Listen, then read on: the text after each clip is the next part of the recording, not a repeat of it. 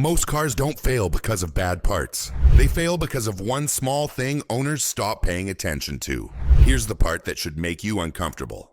Engines that die at 120,000 to 150,000 miles usually didn't have a single catastrophic mistake. They were slowly damaged by something simple, quiet, and completely avoidable. No warning light, no loud noise, no obvious failure.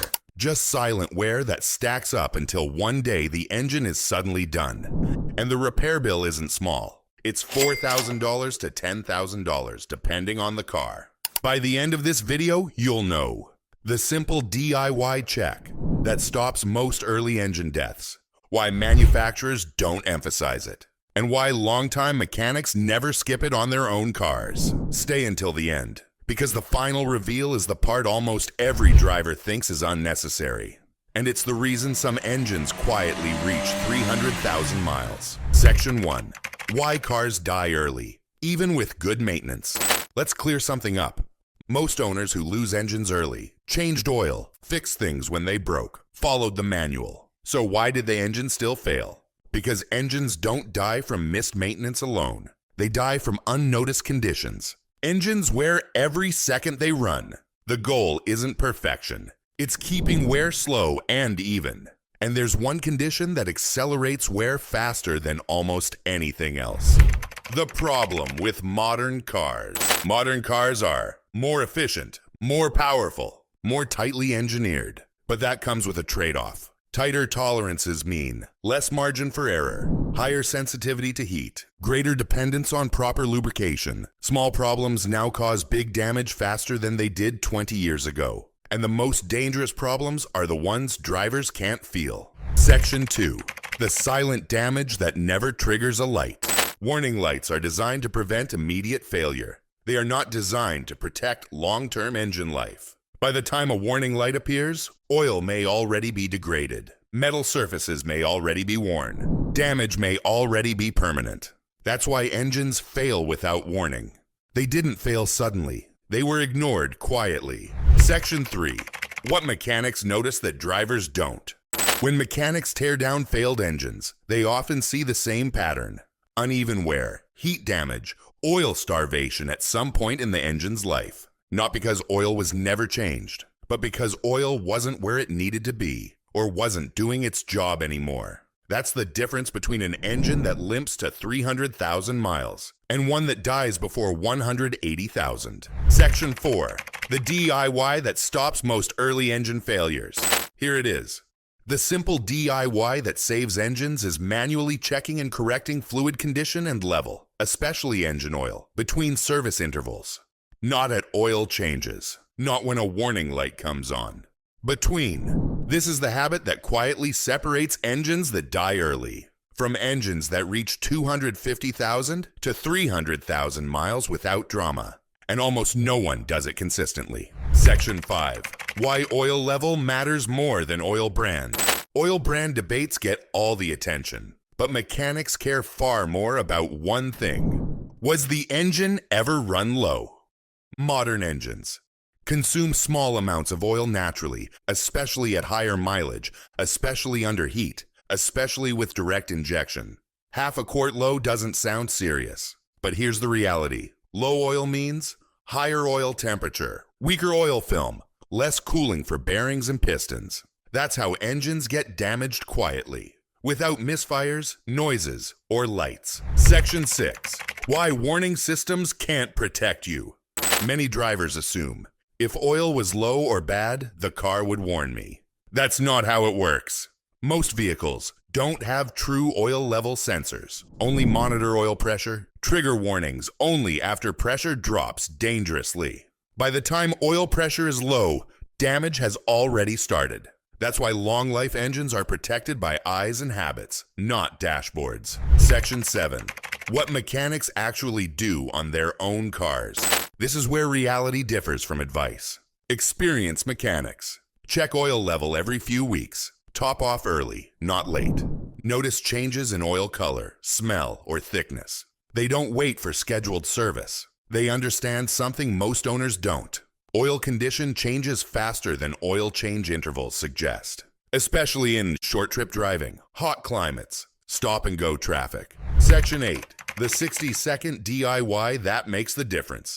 Here's the entire process. No tools required. Park on level ground. Let the engine sit for a few minutes. Pull the dipstick.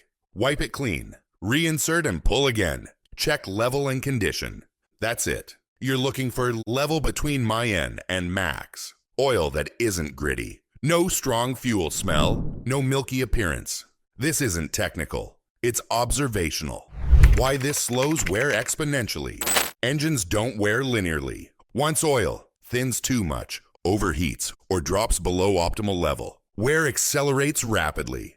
By keeping oil full, clean enough, and stable, you prevent the conditions that cause exponential wear. That's why this tiny habit has such an outsized effect.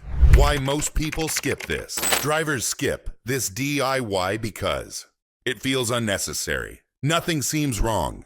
It doesn't give instant feedback. Humans are bad at preventing silent problems. But engines don't reward neglect. They punish it later, expensively. Most drivers think engine wear is about friction. Mechanics know it's about heat control. Oil doesn't just lubricate. It absorbs and carries heat away from bearings, pistons, turbochargers, if equipped, valve train components. When oil level drops even slightly, oil temperature rises, cooling capacity falls, hot spots form. Those hot spots don't trigger warning lights. They quietly harden seals, weaken oil film, and scar metal surfaces. That's how engines age unevenly. Onto and uneven wear kills engines early. Why short trips make this worse? Short trips are the enemy of oil condition. During short drives, oil doesn't fully warm up. Moisture doesn't evaporate. Fuel dilution increases. Contaminants stay suspended. That means oil degrades faster between oil changes. This is why two cars with the same mileage can have completely different engine health. The one that survives is the one whose owner noticed oil condition early and corrected it. Modern ownership encourages this mindset. I serviced it. I'm done. But engines aren't static. They change every mile. Clearances grow. Consumption increases. Heat exposure accumulates. That's why relying only on service intervals is dangerous for long-term ownership. Long-life engines are managed continuously, not periodically. Section 9. Why this DIY extends more than just engine life. This habit doesn't just protect the engine. It protects timing chains, oil pressure stability, cam phasers, clean oil, turbo bearings, piston rings, catalytic converters, less oil burn. When oil is stable, combustion stays balanced. Sensors stay cleaner, exhaust systems live longer. One habit slows multiple failure paths at once. Section 10. What mechanics see in teardowns. When engines fail early, teardown inspections often show polished bearings, discolored cam lobes, baked oil residue, stuck piston rings. Not signs of neglect. Signs of insufficient protection at some point. Engines that reach high mileage show even wear, clean oil passages, intact oil films. The difference is not luck, it's observation and correction. Why this DIY is never marketed. No one profits from you checking oil. Manufacturers sell cars, dealers sell service, shops sell repairs. A habit that prevents failure quietly isn't exciting, visible, or profitable. That's why it's rarely emphasized, even though it works. If you drive short trips, in heat, in traffic, or plan to keep your car long-term, this DIY matters more, not less. It doesn't replace oil changes. It multiplies their effectiveness. Section 11. The real reason this DIY works. This DIY doesn't work because it's technical. It works because it forces awareness. The moment you start checking oil regularly, you begin to notice small changes, trends, early warnings. Engines don't fail randomly. They fail predictably if someone is paying attention. This habit turns you from a reactive owner into a preventative one. That alone adds years to engine life. Section 12. How often is enough without obsessing? You don't need to check oil daily. You don't need to become paranoid. A simple rule used by long-term owners. Once every 2 to 3 weeks or every 1,000 miles. And always before long trips. That's enough to catch rising oil consumption, early leaks, rapid degradation, Consistency matters more than frequency. Section 13. Why people still don't do this. Here's the psychology. Checking oil doesn't feel productive. It doesn't give instant reward. Nothing happens when you do it. But engines reward prevention silently. And humans tend to value convenience now over savings later. That's why this habit separates owners emotionally, not technically. Section 14. What this saves in real money. Let's anchor cost again.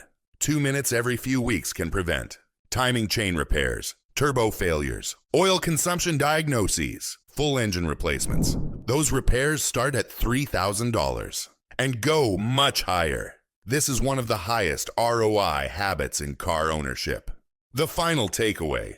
Cars don't die early because owners are careless. They die early because owners are disconnected. This simple DIY reconnects you with the machine. It's boring. It's quiet. It works. Now I want you to answer honestly. When was the last time you checked your oil? Do you know if your car consumes oil? Are you planning to keep this car long term? Drop a comment with your car's mileage, how long you plan to keep it, and whether you're starting this habit today. Because the easiest way to make a car die early is to assume it will warn you in time. And the easiest way to make it live is to check before it has to.